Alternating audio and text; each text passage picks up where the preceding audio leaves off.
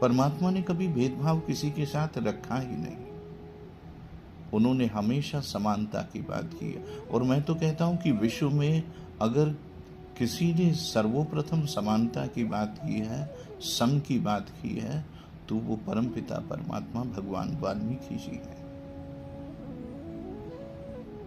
दूसरों को दोष देकर, उनका अपमान कर कर हम प्रचलित तो बहुत ज्यादा हो जाते हैं, मगर कब तक? तुम्हारे मन में वही दोष, वही शंकाएं, चाहे सारी दुनिया समझती हो या ना समझती हो, मगर तुम तो समझते हो। तुम्हारे भीतर कहीं ना कहीं तो वो पड़ा हुआ है, वो छल, वो कपट, वो अभिमान।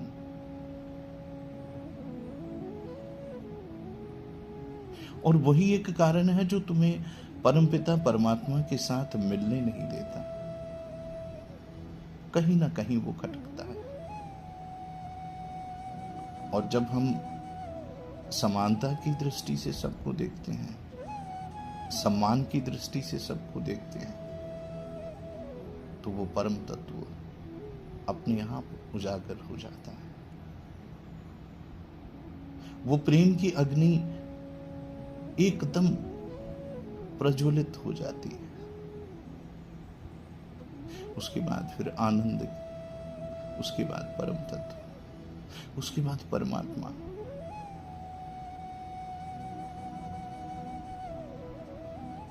ना तुम्हें फिर तप की, ना तुम्हें जप की, सिर्फ और सिर्फ प्रेम की आवश्यकता है। परमात्मा ने तो तुम्हारे भीतर इतना प्रेम भरा है, मगर तुमने कभी उस प्रेम के कटोरे को भरा ही नहीं। ईर्ष्या के कटोरे को भर लिया।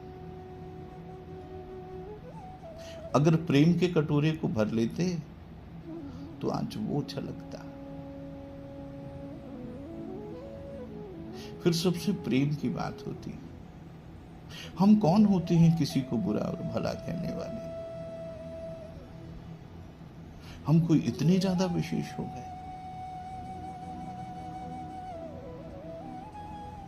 सबको समानता, सबको प्रेम, सबको ऊर्जा प्रदान की है परमात्मा ने।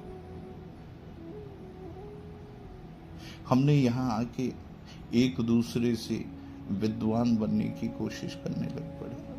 हम जितना विद्वान और विद्वता की तरफ चलते हैं, उतना ही हम अपना नुकसान करते हैं। हमारा मन उतना ही क्षीण होता जाता है। हम प्रेम से घटते जाते हैं। प्रेम का जो अंकुर फूटना होता है, वो उसी टाइम दबना शुरू हो जाता है, और दबते दबते दबते दबते एकदम बिल्कुल खत्म हो जाता है।